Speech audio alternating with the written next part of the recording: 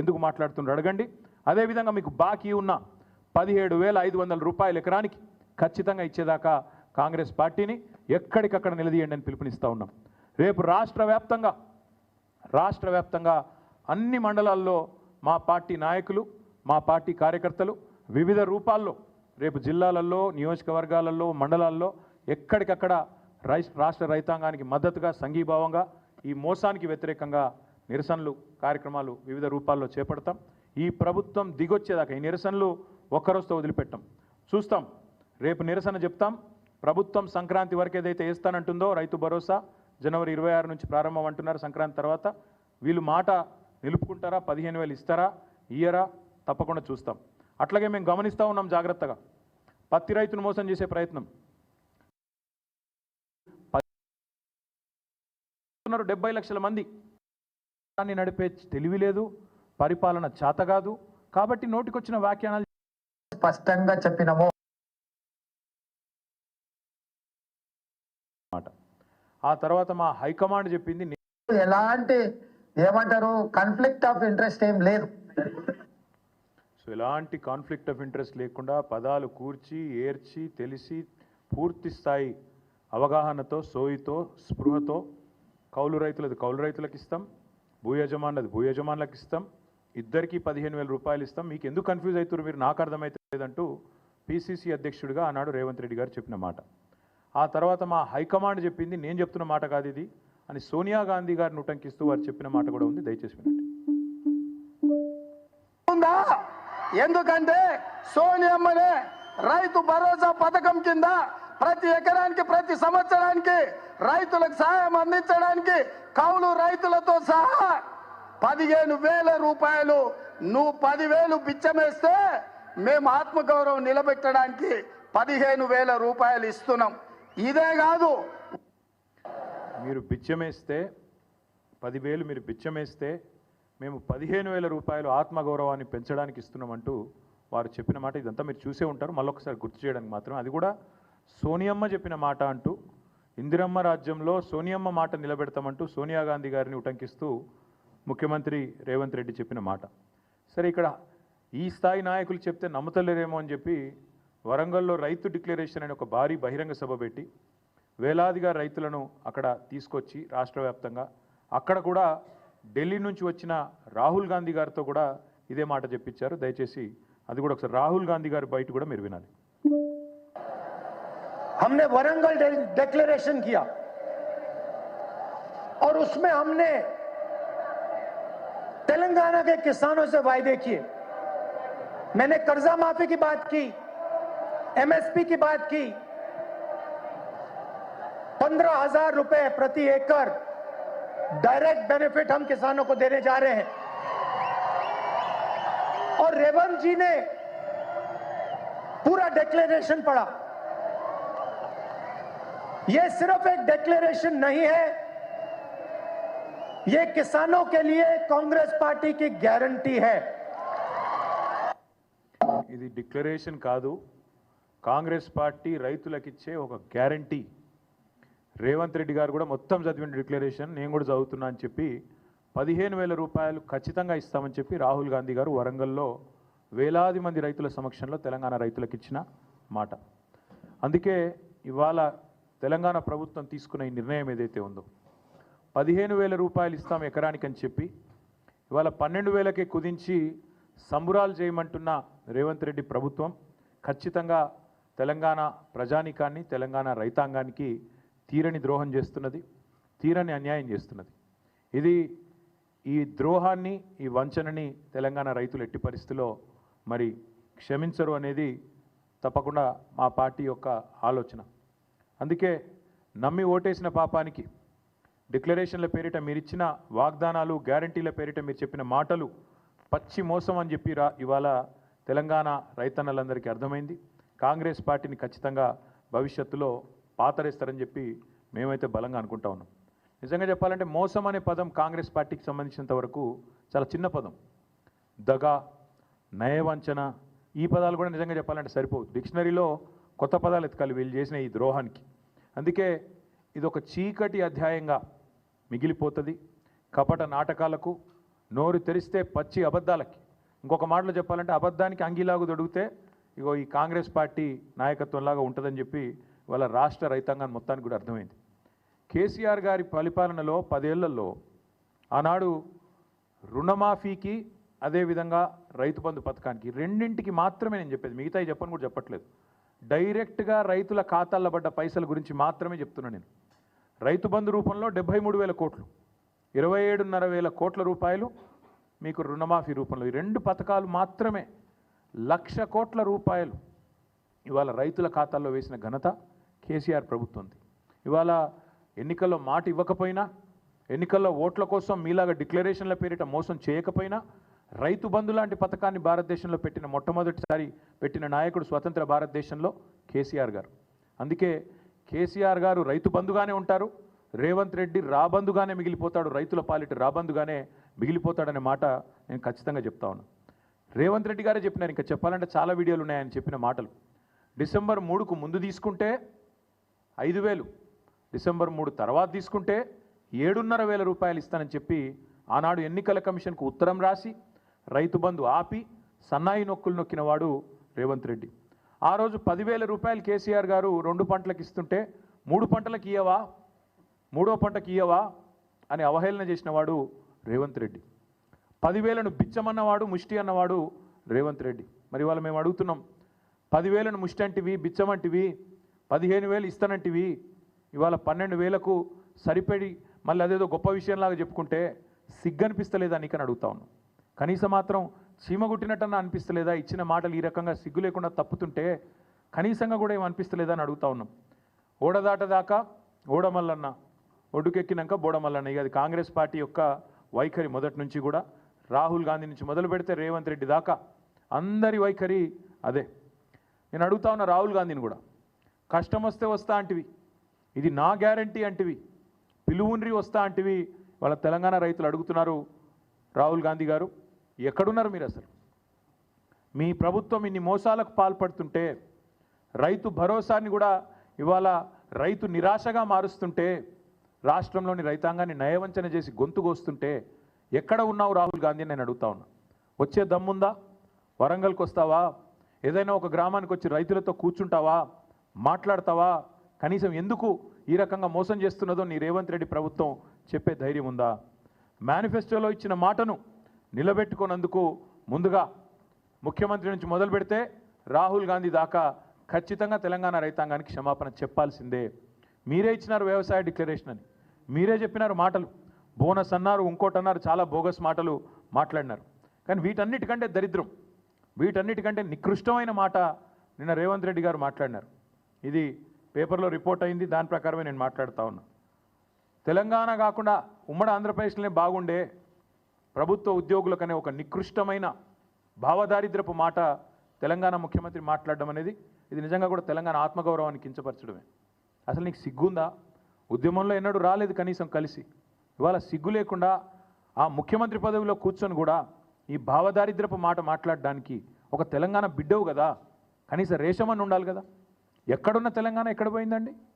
10 ఏళ్లలో భారతదేశానికే ఆదర్శంగా నిలబడ్డ తెలంగాణను పట్టుకొని ఉమ్మడి ఆంధ్రప్రదేశ్లోనే బాగుండే పరిస్థితులను మాట్లాడడానికి నీకు మనసెట్లు వచ్చింది? నీ రాష్ట్రాన్ని నువ్వే కించపరచడానికి నువ్వు ముఖ్యమంత్రి అనే ఇంగితం కూడా నీకు లేదా? ఆ మాత్రం సోయి కూడా లేదా అని బాధతో అడుగుతా ఉన్నా. ఒక ముఖ్యమంత్రి పదవిలో కూర్చున్నావు, అదృష్టవంతుడివి నువ్వు. ఎంత గొప్పగా మాట్లాడాలి నువ్వు నీ రాష్ట్రం గురించి, నీ ప్రభుత్వం గురించి కూడా గొప్పగా చెప్పుకోవద్దంటలేదు మేము. కానీ రాష్ట్రాన్ని చిన్నగా చేసి చూపెట్టడం అనే దౌర్భాగ్యం అనేది అయితే ఉందో నిజంగా కూడా బాధాకరం. ఇంకా దారుణం ఏంటంటే, రాష్ట్రాన్ని చిన్నగా చేస్తాడు. ప్రభుత్వ ఉద్యోగుల పరిస్థితి అట తెలంగాణలో బాగా లేకుండానట, ఉమ్మడి ఆంధ్రప్రదేశ్లో బాగుండేనట. ఎందుకు 73% జీతం పెంచినందుకు బాగా లేకుండేనా? లేకపోతే భారతదేశంలోనే హైయెస్ట్ పే స్కేల్ కేంద్ర ప్రభుత్వ ఉద్యోగుల కంటే కూడా అత్యధికంగా జీతాలు ఇచ్చినందుకు బాగా లేకుండేనా? అత్యధికంగా పెన్షన్లు ఇచ్చినందుకు బాగా లేకుండేనా? లేదా ఇదే ప్రభుత్వ ఉద్యోగులు మన రాష్ట్రాన్ని అగ్రభాగాన భారతదేశంలో నిలబెట్టినందుకు బాగా లేకుండేనా? ప్రపంచంలోనే అతిపెద్ద లిఫ్ట్ ఇరిగేషన్ ప్రాజెక్టు కట్టింది ఇదే ప్రభుత్వ ఉద్యోగులు కాదా? ఇదే ప్రభుత్వంలోని ఇరిగేషన్ డిపార్ట్మెంట్ కాదా? రాష్ట్రాన్ని భారతదేశంలోనే తలసరి ఆదాయంలో నిలబెట్టింది అగ్రభాగాన ఇదే ప్రభుత్వ ఉద్యోగులు, ఇదే ప్రజలు కాదా?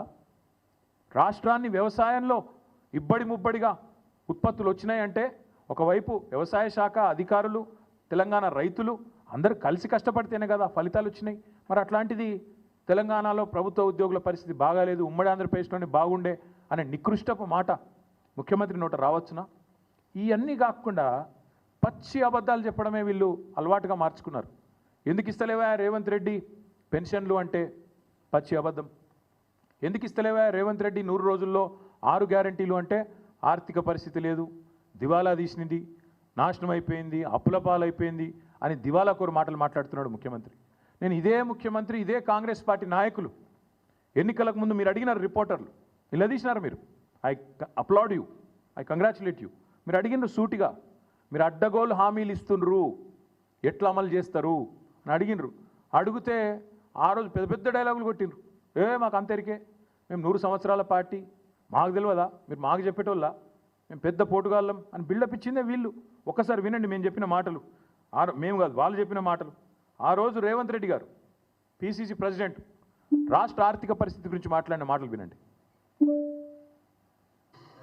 ఎవరు చెప్పారు? ఎవరన్నారు ఆ మాట? అంటున్న కర్ణాటక రాష్ట్రానికంటే తెలంగాణ రాష్ట్రం ఆదాయం తక్కువ అని. అది తప్పుడు ప్రచారం. అక్కడ ఉన్నాయి 224 అసెంబ్లీలు, అక్కడ ఉన్న జనాభా ఎంత, రాష్ట్రం బడ్జెట్ ఎంత. ఇక్కడ ఉన్న జనాభా ఎంత, ఈ రాష్ట్రం బడ్జెట్ ఎంత. దేశంలోనే అత్యధిక ఆదాయం ఉన్న రాష్ట్రం తెలంగాణ రాష్ట్రం. దేశంలోనే అత్యధిక ఆదాయం ఉన్న రాష్ట్రం తెలంగాణ రాష్ట్రం. అదేమో ప్రతిపక్షాలు ఉన్నప్పుడు, ఇప్పుడేమో వేరే మాట మాట్లాడి అది కూడా చూపెడతా.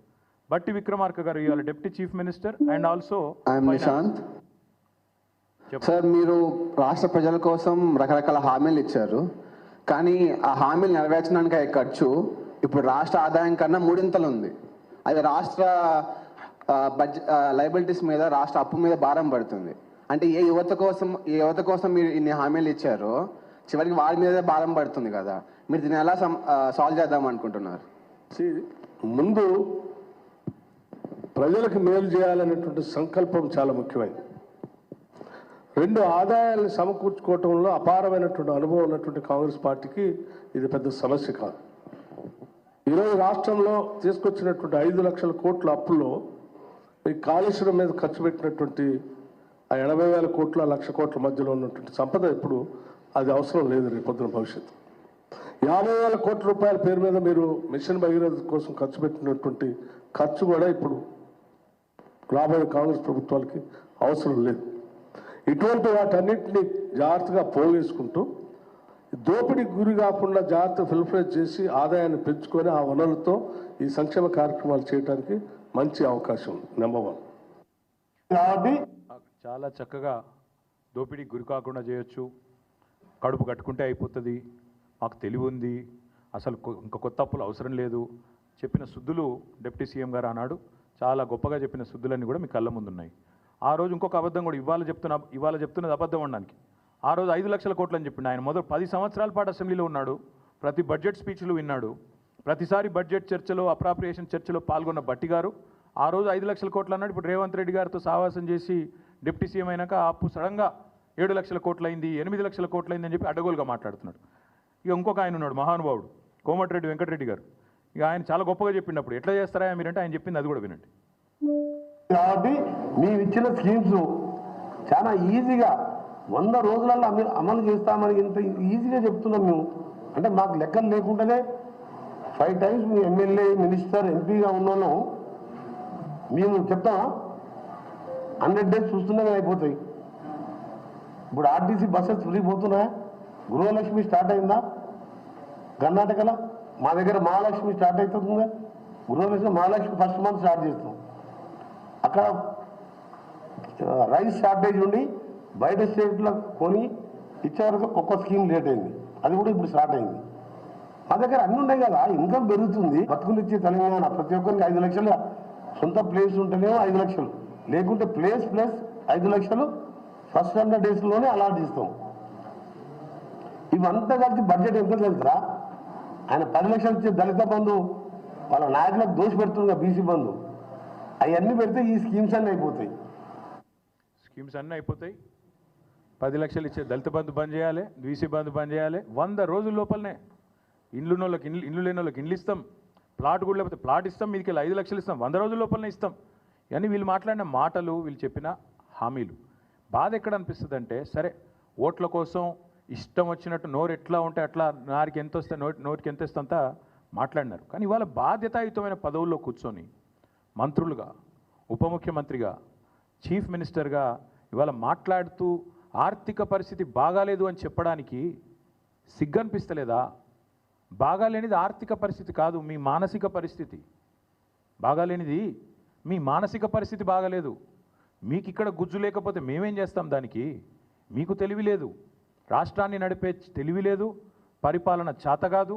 కాబట్టి నోటికొచ్చిన వ్యాఖ్యానాలు చేస్తూ ఉన్నారు. చక్కదిద్దాల్సిన సీట్లో కూర్చొని చేతగాని మాటలు మాట్లాడితే ప్రజలు ఏమనుకుంటారు? మీకు లోన్లు ఇచ్చే ఇన్స్టిట్యూషన్స్ ఏమనుకుంటాయి? దేశంలోని మిగతా పార్టీలు ఏమనుకుంటాయి? మిగతా రాష్ట్రాలు ఏమనుకుంటాయి అనే కనీస సోయి కూడా లేదా? అసలు మిమ్మల్ని కూర్చోబెట్టింది ఎందుకు? ఆ 420 హామీలు మీరు ఏదైతే ఇచ్చినారో వాటిని అమలు చేయండి అని. కానీ మీరేం చేస్తున్నారు? అర్జెంటుగా కేసులు పెట్టండి, రాష్ట్ర ఆత్మగౌరవాన్ని దెబ్బతీయండి, మార్పు పేరిట వేల కోట్ల రూపాయలు ఖర్చు పెట్టండి, పనికిమాల పనులు చేస్తూ టైంపాస్ చేయండి అనా మిమ్మల్ని కూర్చోబెట్టింది అక్కడ? కాదు కదా. రైతు భరోసా ఏది? 6 గ్యారంటీలు ఏది? గతంలో ఒక మాట అన్నారు ముఖ్యమంత్రి గారు, ఇప్పుడు ఆ వీడియో ప్లే చేయమంటే చేస్తాను, దగ్గర ఉంది. కడుపు కట్టుకుంటే ఏముందా, ఒక సంవత్సరం కడుపు కట్టుకుంటే 40,000 కోట్లు ఇట్లా ఇచ్చేయచ్చు రుణమాఫీ అన్నావు. మీరందరూ చూసే ఉంటారు. అంటే ఇప్పుడు ఏమైంది మరి?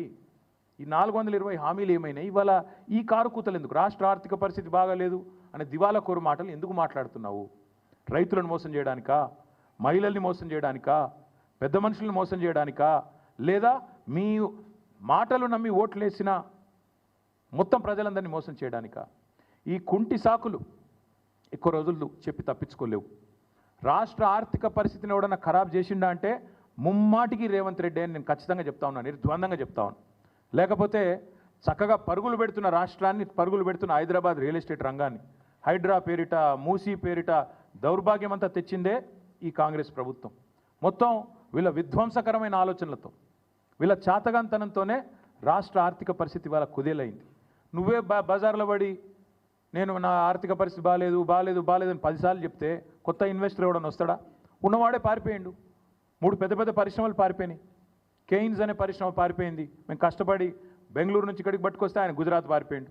కార్నింగ్ అనే పరిశ్రమ తమిళనాడు పారిపోయింది. ఫాక్స్కాన్ విస్తరణ ఆగిపోయింది, తమిళనాడులో విస్తరిస్తూ ఉన్నారు. ఎవడొస్తాడండి దివాలా తీసిన రాష్ట్రానికి?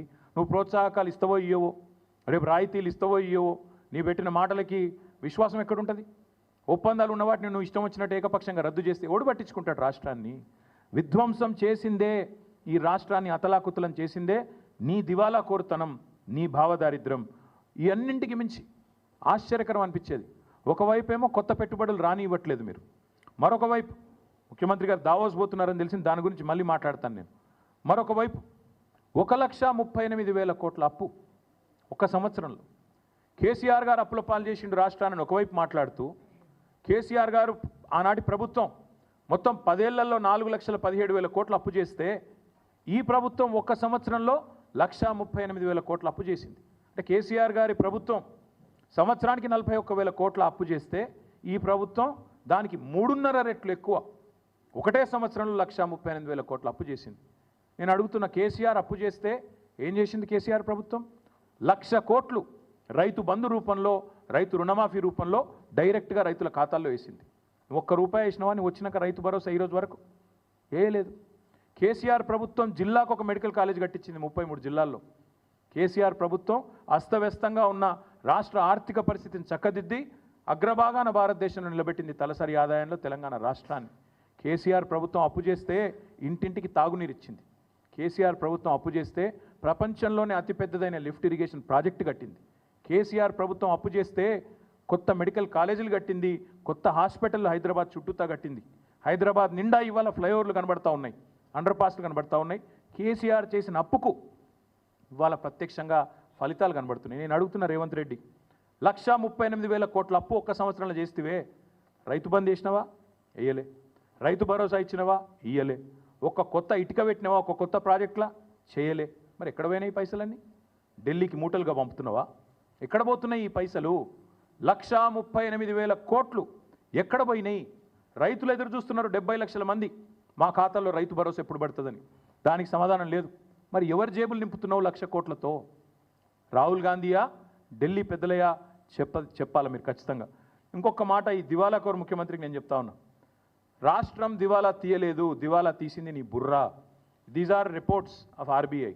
నిన్న ముఖ్యమంత్రి చెప్పిన పచ్చి అబద్ధాలు మీ ముందు పెట్టాలి, ఎందుకంటే ప్రజలకు కూడా తెలవాలా ఈయన మాట్లాడే మాటలు పచ్చి జూటా మాటలని. I'm quoting from RBI report on state finances and this is audited report of Government of Telangana published by Government of Telangana. నేనేదో ఆల్తు ఫాల్తు మాటలు నా ఇష్టం వచ్చిన లెక్కలు నా సొంత కవిత్వాలు చెప్పట్లేదు. Government of Telangana and RBI report నుంచే మాట్లాడుతున్నాను. కావాలంటే ఆ కాపీ కూడా మీ అందరికీ నేను అందజేస్తాను. ముఖ్యమంత్రి గారు మాట్లాడే మాటలు ఎంత దివాలాకోరు మాటలు చెప్పడానికి చెప్తా ఉన్నాను, బాధ అనిపించి చెప్తా ఉన్నాను. రైతు భరోసా ఎందుకు ఇస్తలేవయ్యా రేవంత్ రెడ్డి 15,000 అంటే ఏం చేస్తాం, పైసలు లేవు. రుణమాఫీ ఎందుకు చేస్తలేవయ్యా, పైసలు లేవు. ముసలోళ్ళకి పెన్షన్లు ఎందుకు ఇస్తలేవు, పైసలు లేవు. ఏమనంటే రాష్ట్రానికి కేసీఆర్ అప్పులపాలు చేసిపోయాడు. కేసీఆర్ అప్పులపాలు చేయలేదు, దాని తార్కాణం నేను ఇప్పుడే మీకు చెప్తాను. మేము రాష్ట్రంలో అధికారంలోకి వచ్చినాడు 2014లో ఈ రాష్ట్రం యొక్క పరిస్థితి మాకు కాంగ్రెస్ ప్రభుత్వం అప్పచెప్పినాడు. రెవెన్యూ సర్ప్లస్తో, రెవెన్యూ మిగులుతో మాకు అప్పచెప్పింది కాంగ్రెస్ ప్రభుత్వం. 369 కోట్ల రెవెన్యూ మిగులుతో మాకు అప్పచెప్పారు 2014లో 369 crores. మేము దిగిపోయే నాడు 2022-23 నాడు బడ్జెట్ ప్రకారం 5,943 కోట్ల రెవెన్యూ మిగులుతో మేము తిరిగి వాళ్ళకి అప్పచెప్పినాం. 369తో మీరు మాకు అప్పచెప్తే రాష్ట్ర ఆదాయం పెంచినాం, మిగులు పెంచినాం. మీకు అప్పచెప్పినాడు 5,943 కోట్లతో 2022-23 బడ్జెట్ ప్రకారం రెవెన్యూ సర్ప్లస్తో మీకు అప్పచెప్పినాం. ఏంది రెవెన్యూ సర్ప్లస్ అంటే? అసలు రెవెన్యూ సర్ప్లస్ అంటే ఏంది అంటే, ప్రతి రాష్ట్రానికి రెవెన్యూ రాబడి ఉంటుంది, రెవెన్యూ ఖర్చు ఉంటుంది. రెవెన్యూ రెసీట్స్ ఉంటాయి, రెవెన్యూ ఎక్స్పెండిచర్ ఉంటుంది. రెవెన్యూ రిసీట్స్ ఏంటి అంటే, మీకు వచ్చే రాబడి ఎక్కడెక్కడి నుంచి వస్తుంది. ఎక్కడి నుంచి వస్తుంది అంటే, ఒకటి సెంట్రల్ ట్యాక్సెస్లో మన షేర్ మనకు ఉంటుంది, state share in central taxes అంటే జిఎస్టీ కావచ్చు, ఇంకోటి కావచ్చు. అట్లాగే స్టేట్ ఓన్ ట్యాక్స్ రెవెన్యూ ఉంటుంది. దాంతోపాటు నాన్ ట్యాక్స్ రెవెన్యూ కూడా ఉంటుంది. నాన్ ట్యాక్స్ రెవెన్యూ అంటే ఇప్పుడు మీకు శాండ్ మీద ఇతరత్ర మైనింగ్లో వచ్చే ఆదాయం నాన్ ట్యాక్స్. అట్లాగే గ్రాంటినేట్స్ కేంద్ర ప్రభుత్వం నుంచి కానీ ఇతరత్ర కానీ గ్రాంట్స్ ఉంటాయి కొన్ని, అవన్నీ కలిపితే రెవెన్యూ రాబడి, రెవెన్యూ రిసీట్. రెవెన్యూ ఎక్స్పెండిచర్ కూడా ఉంటుంది ప్రతి రాష్ట్రానికి. రెవెన్యూ ఎక్స్పెండిచర్ ఏంటిది? రెవెన్యూ ఎక్స్పెండిచర్లు ఏముంటాయంటే, జీతభత్యాలు, రాష్ట్ర ఉద్యోగులకు ఇచ్చే జీతము భత్యము డిఏ ఎట్సెట్రా, పెన్షనర్స్కి ఇచ్చే పెన్షన్లు, అప్పులకు కట్టే మిత్తి, దాంతోపాటు మనం ఇచ్చే సబ్సిడీలు, రైతులకు ఇచ్చే ఉచిత విద్యుత్ కావచ్చు, ఇంకోటి కావచ్చు ఇచ్చే సబ్సిడీలు, ఇవన్నీ కూడా రెవెన్యూ ఖర్చు. సో రెవెన్యూ రిసీట్స్ ఉంటాయి, రెవెన్యూ ఎక్స్పెండిచర్ ఉంటుంది. Revenue receipt minus revenue expenditure is what is surplus. అంటే అన్ని ఖర్చులు పోను, జీతాలు ఇవ్వంగా, పెన్షన్లు ఇయ్యంగా, మిత్తి గట్టంగా, అప్పులు గట్టంగా, సబ్సిడీలు ఇయ్యంగా మిగిలి ఉన్నది రెవెన్యూ సర్ప్లస్. తెలంగాణ మీరు మాకు అప్పచెప్పినాడు 369 రెవెన్యూ సర్ప్లస్. మళ్ళీ మేము మీకు అప్పచెప్పినాడు 5,943 కోట్ల సర్ప్లస్. మొన్న మీ బట్టి విక్రమార్క పెట్టిన బడ్జెట్లో రెవెన్యూ సర్ప్లస్ ఎంత ఉందని చెప్పినావు నువ్వు? 23-24 బడ్జెట్లో 1,704 కోట్ల 89 లక్షల రూపాయల రెవెన్యూ సర్ప్లస్ ఉందని చెప్పినావు. మళ్ళీ దాన్ని రివైజ్ చేసినావు. 2024-25 బడ్జెట్ ఎస్టిమేట్ ప్రకారం 297 crore సర్ప్లస్ అని చెప్పినావు. సరే పర్వాలేదు. ఎనీవే మళ్ళీ నువ్వేం చెప్తున్నావు? ఫైనల్గా సర్ప్లస్ రాష్ట్రం రెవెన్యూ మిగులు అని చెప్తున్నావు. మేము ఇవాళ ముఖ్యమంత్రిని అడుగుతున్నా, నీకు సిగ్గు లజ్జ ఏమైనా ఉందా? ఇట్లా పచ్చి అబద్ధాలు చెప్పొచ్చా? నాకు నెలకు 4,000 మైనస్ ఉందని అబద్ధాలు చెప్పొచ్చా? అది కూడా చెప్తాను నేను మీకు. రెవెన్యూ సర్ప్లస్ అని నీ ప్రభుత్వమే చెప్తుంది, ఇంకో దిక్కేమో నెలకు 4,000 ఘాటా ఉందని చెప్తావా? ఇట్లా అబద్ధాలు చెప్పొచ్చా ముఖ్యమంత్రి అంటాడు? అది సాటుగా అరలో కూర్చొని అదేందో మళ్ళీ మైకులో చెప్పేందుకు అది సిగ్గైనట్టు. నేను అందుకే చెప్తున్నా, ఇది ముఖ్యమంత్రి గారికి చదువుకో కొద్దిగా, అప్పుడప్పుడు మీ డిపార్ట్మెంట్లు, మీ ప్రభుత్వం ప్రచురించే పుస్తకాలు అప్పుడప్పుడు చదువు. మీ డిపార్ట్మెంట్ చెప్పిన లెక్కల ప్రకారమే, ఫైనాన్స్ డిపార్ట్మెంటు RBI చెప్పిన లెక్కల ప్రకారం రాష్ట్రానికి రెవెన్యూ రిసీట్ 2024-25 గాను 2,21,242 కోట్లు. అంటే దీన్ని కనుక మీరు 12తో విభజిస్తే, 12 నెలలకు కానీ విభజిస్తే ప్రతి నెల మనకు 18,436 కోట్ల 94 లక్షలు. 18,436 కోట్ల 94 లక్షలు ప్రభుత్వానికి రెవెన్యూ రిసీట్ రూపంలో, ఇప్పుడు నేను చెప్పినట్టు రకరకాల రూపంలో, ట్యాక్స్ల రూపంలో, ఇంకో రూపంలో వచ్చేది. దాంతోపాటు క్యాపిటల్ రిసీట్స్ ఉంటాయి. క్యాపిటల్ రిసీట్స్ అంటే ఏంటి? మనకు ఆల్రెడీ అప్రూవ్ అయిన ఓపెన్ మార్కెట్ లోన్లు ఉంటాయి, ఫ్లోటింగ్ డెట్ ఉంటుంది, దాంతోపాటు కొన్ని డిపాజిట్లు ఉంటాయి, ప్రతి డిపార్ట్మెంట్కి డిపాజిట్స్ ఉంటాయి, ఫిక్స్డ్ డిపాజిట్లు ఎట్సెట్రా, వాటి మీద కొంత కంటింజెన్సీ ఫండ్ ఎట్సెట్రా ఉంటాయి. అది ఒక 69,572 కోట్లు అకార్డింగ్ టు దేర్ రిపోర్ట్. ఇది మళ్ళీ లెక్క తీస్తే 12తోని 5,797 కోట్లు. రెండు కలిపితే నీకు నెల నెల వచ్చే ఆదాయం 18,436 కోట్లు ప్లస్ నీ క్యాపిటల్ రిసీట్ నెలకు ఉండేది 5,797 కోట్లు. మొత్తం రెండు కలిపితే నెలకు రేవంత్ రెడ్డి ప్రభుత్వానికి ఇవాళ అందుబాటులో ఉన్నది 24,234 కోట్లు. అంటే నువ్వు చెప్పినట్టు నెల ఖర్చు పెట్టంగా ఇంకా మిగిలేది ఎంత తెలుసా?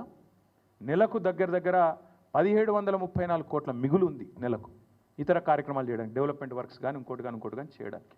ముఖ్యమంత్రిని అడుగుతా ఉన్నా, ఇంత అబద్ధాలు చెప్పొచ్చా? 4,000 గాటా ఉందని చెప్పొచ్చా? క్లియర్గా నీకు రెసీట్స్ కనబడుతున్నాయి, ఇదే రిపోర్ట్లో నీకు క్లియర్గా నీ మంత్లీ రెవెన్యూ కనబడుతున్నది. రెండు కలిపితే నీకు నెలకు ఇంకొక 1,734 కోట్లు ఖర్చు పెట్టుకునే వెసులుబాటు కనబడుతున్నది, అయినా అబద్ధాలు చెప్తావు. ఇంకొక దారుణమైన మాట చెప్పినాడు, జీతాలకి. ఇది నేను ఊరికైనా చెప్పట్లేదు, ఇది కూడా రేవంత్ రెడ్డి గారు చెప్పిన మాట. జీతాలకి నెలకు 6,500 కోట్లు అవుతుందని రేవంత్ రెడ్డి గారు చెప్పారు. ఏమని? 18,500 కోట్లు payment of salaries of employees అని చెప్పాడు. కానీ ఎంత పచ్చి అబద్ధపు మాట అంటే అది. ఎందుకంటే మళ్ళీ పీఆర్సీ ఇవ్వకుండా తప్పించుకుంటుంది ఇదంతా. పీఆర్సీ ఇవ్వద్దు, డిఏలు ఎగ్గొట్టాలి, ఏదో ఒకటి చెప్పి మొత్తానికి ఆగమాగం చేయాలి. అది కూడా ఎంత జూట మాట అంటే, మా దగ్గర ఇదే రిపోర్ట్ ప్రకారం లెక్కలు ఉన్నాయి. ఇవాళ ఆర్బీఐ లెక్కల ప్రకారం జీతాలకు మొత్తం సంవత్సరానికి 40,000 కోట్లు, పెన్షన్లకు 11,641 కోట్లు, జీతాలకు 40,782 కోట్లు. రెండు కలిపితే కూడా మీకు 52,424 కోట్లు. అంటే డివైడెడ్ బై 12 వేసుకోండి, నెలకి ఎంత పోతుంది? 4,360 కోట్లు. మరి రేవంత్ రెడ్డి గారు 6,500 కోట్లు అని చెప్పి బడాయించి చెడాయించి నోటికొచ్చిన లెక్క చెప్తాడు. 4,300 కోట్లు ఎక్కడా? 6,500 కోట్లు ఎక్కడ? ఒక ముఖ్యమంత్రికి ఇన్ని పచ్చబద్దాలు చెప్పొచ్చా? I stand for any scrutiny. ఇది నేను చెప్పేది ఖచ్చితంగా స్టేట్ ఫైనాన్స్ రిపోర్ట్ నుంచి వాళ్ళు ఆడిట్ చేసిన రిపోర్ట్, ఇది నాది కాదు. ఆర్బీఐ వాళ్ళు ఇచ్చిన రిపోర్టు, తెలంగాణ గవర్నమెంట్ ఆడిట్ చేసిన రిపోర్ట్. ఇంత కరెక్ట్గా ఇంత క్లియర్గా ఉంటే ఇన్ని పచ్చబద్దాలు చెప్పి తప్పించుకుంటారని ముఖ్యమంత్రి ఎట్లా అనుకుంటున్నా మాకు అర్థమవుతలేదు. అందుకే నేను రేవంత్ రెడ్డిని డిమాండ్ చేస్తా ఉన్నా, రాబడి ఇట్లుంది, ఖర్చు అట్లుంది, నీ దగ్గర మిగులు ఉంది, మరి ఎందుకు ఇయ్యవు రైతు భరోసా? ఎందుకు ఇయ్యవు 15,000? వానాకాలం నువ్వేదైతే 7,600 కోట్లు ఎగ్గొట్టినవో దాని మీదికెళ్ళి నువ్వు ఇవ్వాల్సిన ఇంకొక 2,500 ఎకరానికి కలిపి మొత్తం నువ్వు ఒక్కొక్క ఎకరానికి బాకీ ఉన్నావు రేవంత్ రెడ్డి. మొత్తం రైతులకు, రాష్ట్ర రైతాంగానికి 26,000 కోట్లు బాకీ ఉన్నావు. ఒక ఎకరం ఉన్న రైతుకు నువ్వు బాకీ పడ్డది 17,500 రూపాయలు. నిన్ను వదిలిపెట్టం. నువ్వు ఆ బాకీ చెల్లించేదాకా, ఒక్కొక్క ఎకరానికి 17,500 ఇచ్చేదాకా ఈ సంవత్సరానికి నేను వదిలిపెట్టం. ఎట్టి పరిస్థితుల్లో నేను తప్పించుకొని ఇయ్యం. అందుకే రేపు రాష్ట్ర వ్యాప్తంగా మా సోదరులకు, రైతు సోదరులకు, మా బీఆర్ఎస్ పార్టీ నాయకులకు, కార్యకర్తలకు మేము పిలుపునిస్తూ ఉన్నాం. ఈ ప్రభుత్వం అబద్ధాలు చెప్పి అప్పుల పాలైన రాష్ట్రం అని దివాలాకోరు మాటలు చెప్పి తప్పించుకునే ప్రయత్నం చేస్తున్నది. ఈ లెక్కలు నేను మీకు పంపిస్తాను, ఊరూరికి పంపిస్తాం, తెలుగులో ఇంగ్లీష్లో ఎండగడదాం, అవసరమైతే ఊరూరికి ఫ్లెక్సీలు పెడదాం, ఏం జరుగుతున్నది ఈ రాష్ట్రంలో వివరంగా చెబుదాం. అందుకే ఈ రాష్ట్రంలోని రైతాంగానికి మేము చేసే విజ్ఞప్తి, వాళ్ళు ఏ మాట అయితే చెప్పారో రైతు డిక్లరేషన్లో, గ్యారంటీల రూపంలో 6 గ్యారంటీల రూపంలో 100 రోజులు అని చెప్పినారో అమలయ్యేదాకా ఎంబడబడదాం. మన అసెంబ్లీ ముంగటున్న గన్ పార్క్ నుంచి మొదలు పెడితే గల్లీ దాకా, అంటే గ్రామం నుంచి మొదలు పెడితే అసెంబ్లీ దాకా ఎంబడబడదాం. ఢిల్లీలో రాజ్యసభ సభ్యులు ఉన్నారు, పార్లమెంట్లో వాళ్ళు కూడా ఎంబడబడతారు. కాంగ్రెస్ పార్టీ మాట నిలబెట్టుకోవాలని అక్కడ వారు కూడా గర్జిస్తారు. ప్రతి ఎకరానికి మీరే చెప్పారు 2 పంటలకు 15,000 ఇస్తామన్నారు. 15,000 ఇచ్చి తీరాల్సిందే. ఇవ్వకపోతే కాంగ్రెస్ నాయకులు ప్రజాక్షేత్రంలో ఎట్లా తిరుగుతారో మేము కూడా చూస్తాం. రైతులకు మేము విజ్ఞప్తి చేస్తున్నాం, పిలుపునిస్తున్నాం. ఈ నయవంచనకు పాల్పడ్డ కాంగ్రెస్ను నిలదీయండి. ఎక్కడికక్కడ కాంగ్రెస్ కార్యకర్తలను, కాంగ్రెస్ నాయకులను అడగండి, కాంగ్రెస్ ప్రజాప్రతినిధులను అడగండి, ఏమైందయ్యా, ఎందుకు అబద్ధాలు చెప్తున్నారు, రాష్ట్రం అప్పుల పాలైందని చెప్పి దివాలాకోరు మాటలు ఎందుకు మాట్లాడుతున్నారు అడగండి. అదేవిధంగా మీకు బాకీ ఉన్న 17,500 రూపాయల ఎకరానికి ఖచ్చితంగా ఇచ్చేదాకా కాంగ్రెస్ పార్టీని ఎక్కడికక్కడ నిలదీయండి అని పిలుపునిస్తూ ఉన్నాం. రేపు రాష్ట్ర వ్యాప్తంగా అన్ని మండలాల్లో మా పార్టీ నాయకులు, మా పార్టీ కార్యకర్తలు వివిధ రూపాల్లో రేపు జిల్లాలలో, నియోజకవర్గాలలో, మండలాల్లో ఎక్కడికక్కడ రాష్ట్ర రైతాంగానికి మద్దతుగా, సంఘీభావంగా ఈ మోసానికి వ్యతిరేకంగా నిరసనలు కార్యక్రమాలు వివిధ రూపాల్లో చేపడతాం. ఈ ప్రభుత్వం దిగొచ్చేదాకా ఈ నిరసనలు ఒక్కరోజుతో వదిలిపెట్టాం. చూస్తాం, రేపు నిరసన చెప్తాం. ప్రభుత్వం సంక్రాంతి వరకు ఏదైతే వేస్తానంటుందో రైతు భరోసా జనవరి 26 నుంచి ప్రారంభం అంటున్నారు. సంక్రాంతి తర్వాత వీళ్ళు మాట నిలుపుకుంటారా, 15,000 ఇస్తారా, ఇయ్యరా, తప్పకుండా చూస్తాం. అట్లాగే మేము గమనిస్తూ ఉన్నాం జాగ్రత్తగా. పత్తి రైతును మోసం చేసే ప్రయత్నం, కంది రైతులను మోసం చేసే ప్రయత్నం, ఎవరైతే లాంగ్ డ్యూరేషన్ క్రాప్స్ చేసే రైతులు ఉన్నారో 6-7 నెలల పంట రెండో పంట వేసుకోవడానికి అవకాశం లేని వాళ్ళని మోసం చేస్తారా, వాళ్ళకు కూడా ఇస్తారా చూస్తాం. నిన్న మొన్నటిదాకా ప్రమాణపత్రం ఇవ్వాలి రైతులు అన్నారు. మరి ప్రమాణపత్రం అడుగుతారా లేదా యథావిధిగా వేస్తారా అది కూడా గమనిస్తాం. హార్టికల్చర్ రైతులు ఉన్నారు, పామాయిల్ రైతులు, నిమ్మ, బత్తాయి, దానిమ్మ, మామిడి ఇట్లా పెద్ద ఎత్తున లక్షల ఎకరాల్లో సాగు చేస్తున్న రైతులు ఉన్నారు. వాళ్ళకు కూడా ఇస్తారా ఇయ్యరా చూస్తాం. ఉద్యోగస్తులకు ఇయ్యమని చెప్పి కోతలు పెట్టే ప్రయత్నం చేస్తూ ఉన్నారు. ఉద్యోగస్తులకు భూమితోని సంబంధాన్ని తెంపే ప్రయత్నం చేస్తున్నారు. దాన్ని కూడా తప్పకుండా కనిపెట్టుకుంటాం. వారికి కూడా ఖచ్చితంగా ఇవ్వాలని చెప్పి మేము డిమాండ్ చేస్తూ ఉన్నాం. ఎందుకు చెప్తున్నా ఈ మాట అంటే ఆవేదనతో. ఈ పథకం ప్రపంచ చరిత్రలో కాదు, ఎక్కడ కూడా ఏ నాయకుడు ఆలోచించిన ఒక అద్భుతమైన పథకం రైతు బంధు. అట్లాంటి పథకాన్ని ఇలా బొందబెట్టే ప్రయత్నం చేస్తూ ఉన్నారు. మా అంచనా అయితే ఇది కూడా ఇప్పుడు నిన్న చెప్పిన డైలాగ్ కూడా స్థానిక సంస్థల గండాన్ని దాటడానికే తీసుకున్నారు ఈ లైన్. స్థానిక సంస్థల తర్వాత రైతు బంధును బొందబెట్టి భూస్థాపితం చేసి ఏదో అయిపోయింది, రాష్ట్ర ఆర్థిక పరిస్థితి బాగలేదని చెప్పి మొత్తం పథకాన్ని రద్దు చేయడానికి రేవంత్ రెడ్డి ప్రభుత్వం ఇవాళ ఆలోచన చేస్తున్నట్టు మాకు కనబడుతున్నది, కుట్ర చేస్తున్నట్టు మాకు కనబడుతున్నది. అందుకే రాష్ట్ర రైతాంగానికి విజ్ఞప్తి చేస్తూ ఉన్నాం. రైతు బంధు పథకాన్ని కాపాడుకోవాలి అంటే మీరందరూ కథానాయకులు కావాలి. ఎక్కడి వాళ్ళక్కడ రాష్ట్ర రైతులు కథానాయకులు కావాలి. తప్పకుండా కాంగ్రెస్ నాయకులను ఎక్కడికక్కడ నిలదీయాలి. ఎందుకంటే ఇది ఒక మా పార్టీ సమస్య కాదు, నిరంజన్ రెడ్డి గారిదో నా సమస్యనో లక్ష్మయ్య గారిదో కాదు. ఇది రాష్ట్ర వ్యవసాయానికి సంబంధించినంత వరకు రాష్ట్ర వ్యవసాయానికి వెన్నుముకగా నిలబడ్డ, రాష్ట్ర రైతుకు వెన్నుముకగా నిలబడ్డ ఒక మహత్తరమైన పథకానికి సంబంధించిన భవిష్యత్తు యొక్క సమస్య. దయచేసి ఎక్కడి వారు అక్కడ కథానాయకులు కావాలి, నిరసనలో పాల్గొనాలి.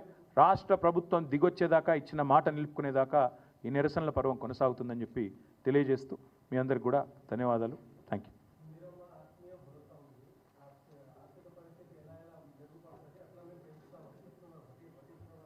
ఎవరూ చెప్పలేదు, వాళ్ళ మాటలకు విలువ కూడా లేదు. వాళ్ళ గ్యారంటీలే నాలుకకి కేసు పారేసుకోవడానికి పనికిరాని గ్యారంటీలు అయినాయి. కాబట్టి రాష్ట్రంలోని రైతులు రోడ్డెక్కి రాష్ట్రంలోని రైతులు నిరసన చెప్తే తప్ప వీళ్ళ మాట వీళ్ళు నిలబెట్టుకోరు.